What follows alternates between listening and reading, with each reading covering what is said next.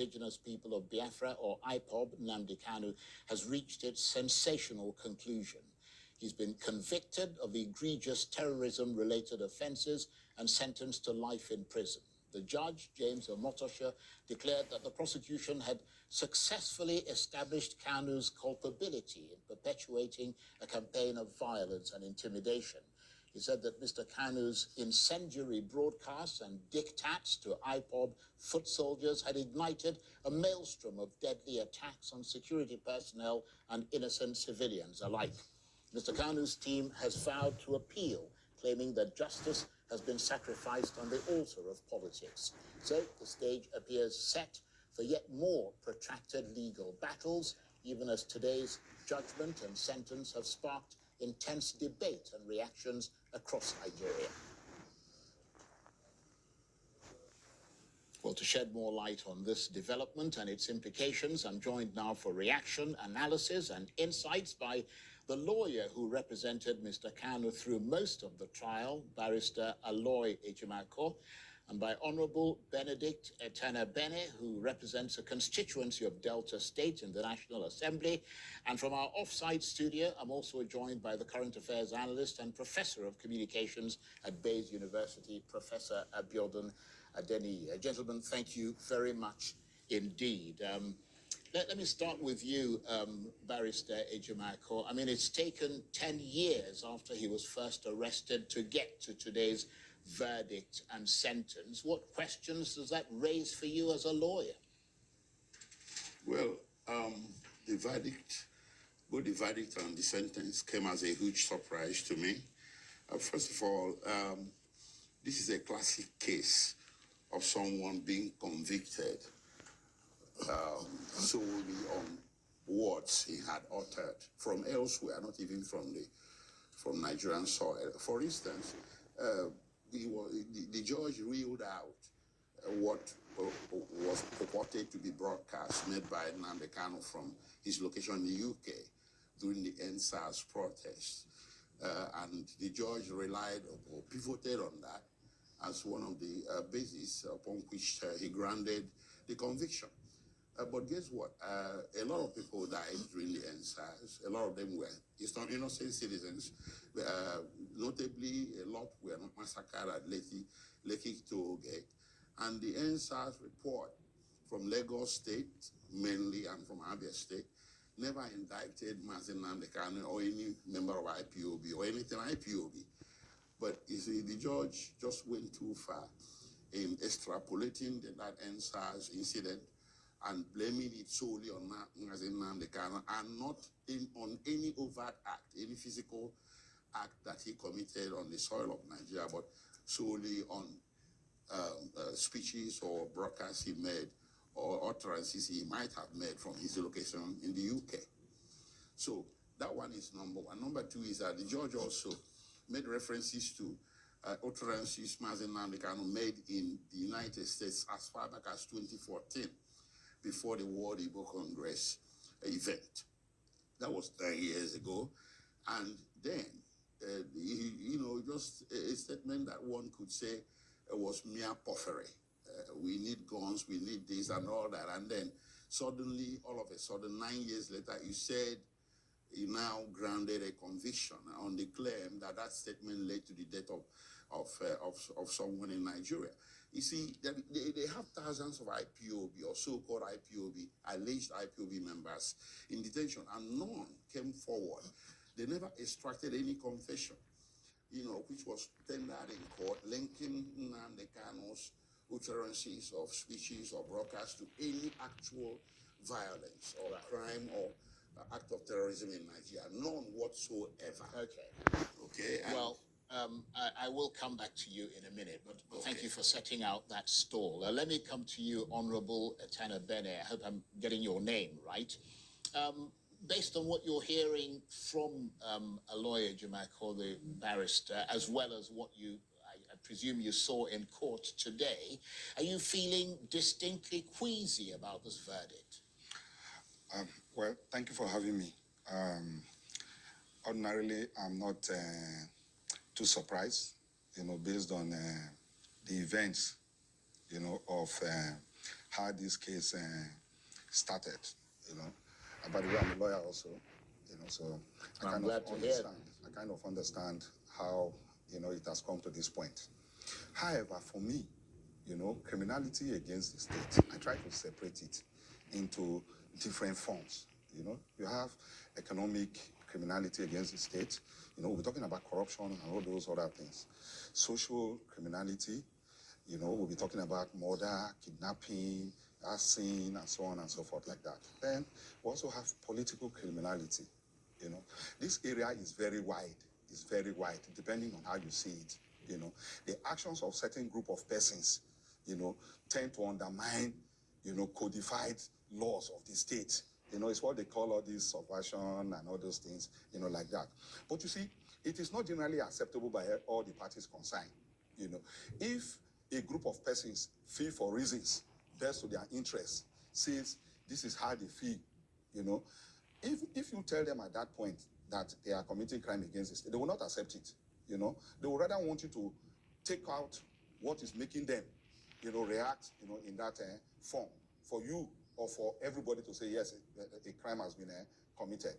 I don't want to go far into many examples. If not, I'll be talking about, you know, why some people say there's genocide somewhere, and some people say, no, there's no genocide, you know, somewhere. So you that is feeling it, you know. So most political criminality issues, you know, it's not today. It started many years ago. Then Nelson Mandela, they went through such trials. Nkrumah, you know, even in Nigeria, even the perceived winner of our June 12th election, you know, was convicted based on, you know, political criminality. So for me, when we get into the topic of political criminality, my first response to handling this matter is also political. You know, not through legal processes. All these, our forefathers, you know, Jaja of Opobo, Nana of great Nana of Ishekiri, Oba of Verami, they opposed against the status at that time. They tried them, but we know that they were fighting for the liberation, you know, of our people. So most political criminality, I rather suggest that we should explore every alternative dispute resolution techniques, you know, before we begin to talk about, you know, all this. I listened attentively to the judge as he was delivering, you know, judgment. I did not see anywhere that the gentleman was tried, you know, for murder. If not, we would have had people coming to testify that he killed these. The people who died would have been mentioned. All the first, second, third count, 4, 5, as it may be, there are utterances, statements made. I was born in Saple, you know, all this kind of talk. We have heard them many times. We don't take them, you know, seriously. But in any case, all the things they said, he said, were words that the state wants to hear. But I did not hear when he said that the issues in the Southeast can be resolved if they give him 20 minutes or a few days, you know, to... Those are very positive words for peace. But you would have thought that those words would be coming from him in his defense. And he, I mean, because the court relied essentially on the prosecution to get the case through, because Nnamdi Kanu was not putting forward that kind of defense, especially at the critical time when he needed to deliver that defense towards the end of the trial. My brother Charles, see, there are some cases, you don't just bother yourself. If the state or the powers that be, you know, are fixed, you know, their mind, you know, on it. Look. And is that your assessment? If you may recall, is that your assessment that they fixed their minds on it? The stories were on. If you may recall, the Ogoni 9, at a particular point, Gani Fahimi had to withdraw, you know, from that, you know, case. And ditto so many other instances like that. If you feel you are not getting, you know, judgment the way you like, why continue? Right. Okay. Even in elections, right. There are people who manage to go through the trial of elections, tribunal, when they know that they are not going to get you know, justice. Well, let me ask you to hold on there. We're going to come back to you in a minute. And let me go to our off-site studio where Professor Abiodun Adeniyi has been patiently waiting. Thank you very much indeed, Prof, for staying with us. What are your initial reactions to the court's decision? Do you think it's a fair outcome or a politically motivated one? Well, thank you very much, Charles. First, I never expected that the case would last this long, because my impression about the matter is, like the honorable member from Delta State said, quite political. I was imagining that long before now, it should have been taken out of court through what attorneys call nolli prosequi, so that the tension in the land or the tension, the disturbances in the southeast, which existed prior to this time, will probably, have been mitigated on account of the release of somebody who has been identified as a symbol of the struggle, of the youths, or the sentiments that often resonates in that region, as the case could be. So ordinarily, I was expecting that it should have been resolved long before now. But there are also some other issues that kept arising. The personality in question appears to be somebody who is somewhat tempestuous. We'll keep seeing him in calls and in places appearing slightly unrepentant, as the case could be, consistently fearing things that could also continuously be irritating to the powers that are interested in prosecuting him. And of course, in the build-up towards the end, the business end of the trial, lawyers who are trained in the business of defending and prosecuting, supposedly or were reported to have pulled out, from around him, that he was going to defend himself. This is somewhat strange, and I started wondering how he was going to pull this through successfully. So what we are seeing now appears really predictable, but there's also a room, a reason for us to be gratified that the judge didn't give, a death sentence. Life imprisonment, still gives some more room for some window, some positive window. And of course, we also still know that higher courts are still there. The appeal court is there. The Supreme Court is also still there. There might be some room in the future for the judgment to be reversed or to be reviewed, as the case could be. And again, political solution is still a continuous thing, something that can still continue. The narrative is not ended yet. In the future, there might still be a need for us to have some consequential review, remembering that in recent years we have had government pardoning all kinds of people, So in the future, we might see some government, without prejudice toward the appeal court, the Supreme Court will say in respect of Nnamdi Kanu, we might still have some political solution to the case, because what it means with Nnamdi Kanu remaining in prison is that, something is still missing in nation-building efforts, we know what he represents, we know that he has sympathizers, and we know there are some powerful sentiments supportive of his cause.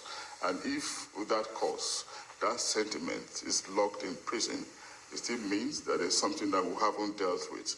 So I still believe that in the future, whether in the short or long term, it's something that we need revisiting. Right. This could be Charles. Prof, thank you very much indeed for that. So let me come to you, Barrister, because the professor mentioned there the rather perplexing occurrence during this trial that Nnamdi Kanu decided to fire his entire legal team. I mean, did he undermine his case by doing that? I mean, you were a member of that. In fact, you were at the forefront of his legal team. I mean, and then you were suddenly transformed into a consultant, and you couldn't even speak in court today on his behalf. I mean, did he undermine his own case by doing that? No, he didn't. This is not the first time it has happened. You recall that Awolowo had defended himself, if you go back to 1963 in history. At some point, Mahatma Gandhi defended himself in South Africa and even in India. And Nelson Mandela at some point defended himself. So did Martin Luther King. It's not unusual. This is a politically charged case. I think a strategic decision was made by him at some point that he probably would have done a better job than the lawyers. The lawyers do these cases within a very narrow confine of some decorum or some kind of behavior that is imposed on the lawyers that may sometimes may become prejudicial to the client in a politically charged case like this. This case wasn't a complex case. This case depended very much on a misguided prosecutorial policy that, pretty much zeroed in on Mazi Nnamdi, maybe because of the region he came from. That prosecutorial policy is not being levied northwards. We have a different prosecutorial or different counter-terrorism policy up in the north, which is engagement. Well, let me come in there and ask. The comparison may be too far afield. Well, let me come in there. It has to be an equal opportunity crime. Indeed. But let me come in there and ask you this, because of the fact that you raised the issue of the Southeast. What are the potential security risks in the Southeast region in your assessment? Do you think this verdict will lead to increased tensions or calm in the region? Briefly. Mazi Nnamdi is committed to non-violence. I also take this opportunity to appeal for calm, just like others have done. But whether people are angry or not, they are indeed angry, because there is a perception that this whole thing is sectionalized. That perception has to be removed, and the growing notion that, he's being singled out is gaining currency. So how do we stop this? We stop it by the government changing its policy a little bit to, giving everybody equal opportunity, equal peril. Right. If you did something wrong, if you are from the north, they treat you as badly as they treat someone who did it wrong from the east or the west. But when you single a certain region and you levy an attritional prosecution against someone, it creates this perception. And of course, it kind of heightens the alienation of that very region and makes worse the very problem you're trying to solve, the problem of inclusion and exclusion. Right. And this is what is driving the agitation. But having said that, calm is required, because we still have opportunities laying ahead. Indeed. Let me come to you, Honorable Benedict Tenabene. I mean, you are a member of the House of Representatives. You're a lawmaker. Does this verdict and sentence have implications for Nigeria's national unity and cohesion, bearing in mind that you're not from the Southeast yourself? Thank you very much. See, that's even the more reason why I am concerned, because I'm not from the Southeast. But as a Nigerian, I'm beginning to think that the earlier we solve some certain problems, the better for us as a nation. This Boko Haram thing didn't just, come. It started at one point. Did we manage it well? No, it's snowballed into what we cannot control today. And there are so many other things happening in this country that I think, if you serve the plate well for one, you should serve for the others. This banditry has gone to an extent where states are beginning to negotiate with them. We didn't kill them. There are guys who come to a meeting in State House with machine guns wrapped all over their body, with army personnel in attendance. We are looking at them, we are negotiating, and yet these guys are not dropping, arms. This situation in the Southeast, I'm not holding brief, for the gentleman, I have my reservations. But entirely, what it's all about is about the interest of the Southeast. Let me tell you, Charles, a quick one. I thought the live coverage of this judgment, I put my mind empty to see from both sides squarely.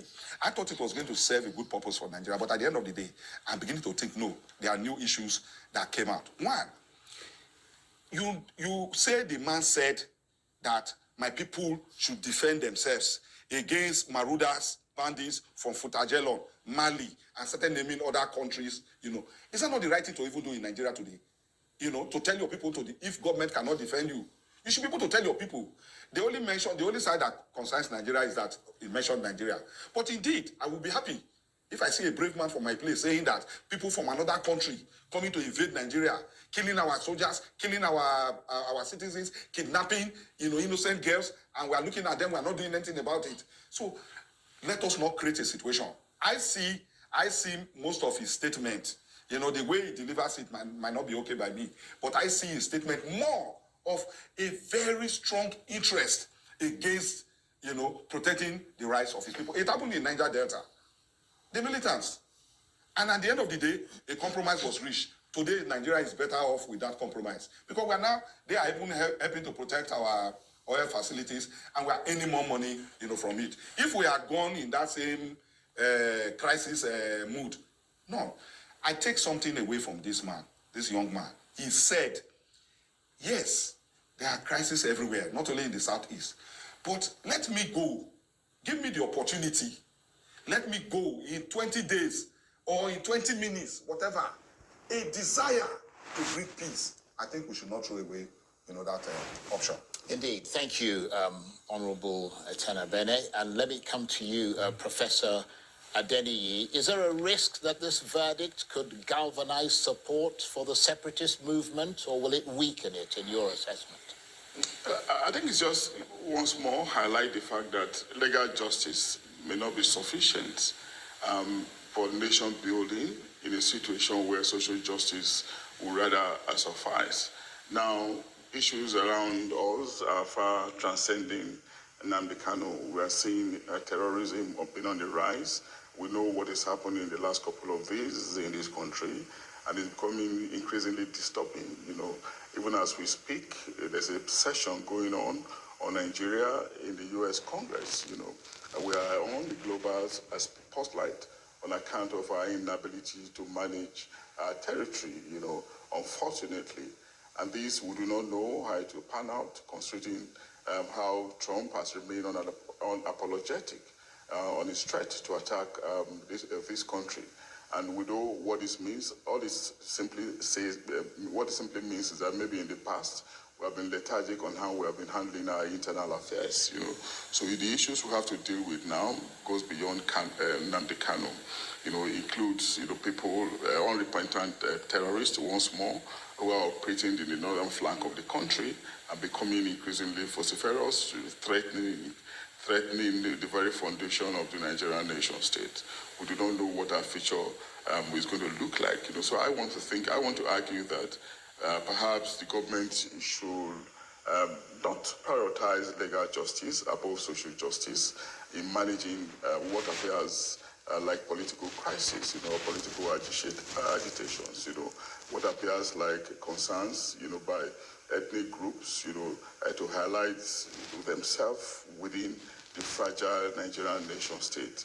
And then Nnamdi Kanu has come to represent a section of this country, believing that that section is rightly or wrongly underrepresented, underportrayed, within the body policy. The subtext, shouldn't be undermined. The subtle message that he represents, that he's trying to pass across, should not be ignored at the expense of legal justice. Right. We know how these things have happened in history, and we know how nations have tried to manage them, to grow out of continuous divisions, which Nigeria is still witnessing. So we need to focus more on the bigger picture, not on the narrow prism of individuals who are probably being the armor bearers, for what they consider to be the underrepresentation of their regions and groups or ethnicities, as the case could be, Charles. Right. Those are very good points, Prof, and I'm glad you brought them up. So let me come to you, Barrister Aloy Ejimakor. There are still, of course, the political grievances, as Prof pointed out, and the Honourable Tenabene as well. There's still the grievances that gave rise to all this agitation in the first place. I mean, what should the Nigerian government do next to address the root causes of the conflict and prevent further unrest? Because, for instance, today, and I think Prof mentioned this earlier as well, Nnamdi Kanu's conviction was actually mentioned in the U.S. congressional hearing on Nigeria, which is taking place in the U.S. Congress as we speak, and it was described as a travesty of justice, his conviction. Are you encouraged by that as his legal team prepares to go and appeal, and you assess all this from the point of view of the points he was trying to score? Well, I don't know what went down. Unfortunately, we've only got about a minute, so you have to really be pithy in your answer. Well, Sorry, we're out of okay. time. I understand that. Let's do all this, but the government can step in. When Awolowo was convicted in 1963 for treason, that conviction was equally questionable, and it was overturned through a political decision that was, there's a debate whether it was Gowon or Ojukwu that made that decision, but in any case, it was a political decision that set him free. Nelson Mandela as well was convicted. He served time, long, 27 years. it was political decision of the South African government under the Clark that set him free. So was that of Enahoro, Nnamdi Azikiwe, Mbazulika Amechi, and then when you go to the United States itself, Martin Luther King was convicted at one point. Right, very briefly, we're almost out of time. And again, Mahatma Gandhi. So now, this conviction, described as a travesty of justice, not just by the United States, by everybody. So it gives Nigerian government the opportunity to step in. If something went down, something went wrong, there's a new opportunity, a new window of opportunity to solve it. You see, America took a very weighty decision recently to intervene security-wise in this country, and they never mentioned the IPOB on Nnamdi Kanu anywhere. If they do, it's going to be in favorable times, not in disfavorable times. Right. Okay, I've got to go. This kind of points a way forward for Nigerian government to do that, so that this sense of exclusion and alienation in the South is running rife will be checked once and for all.